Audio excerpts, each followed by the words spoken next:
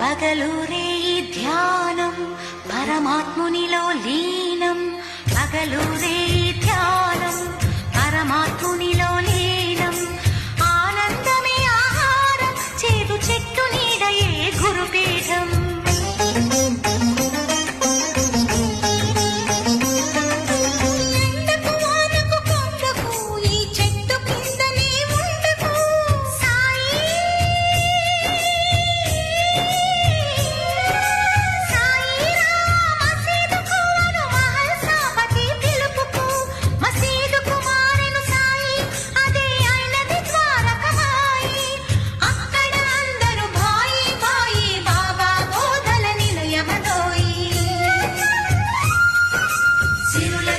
సుఖ శాంతులు కూర్చున్న షిరిడి సాయి.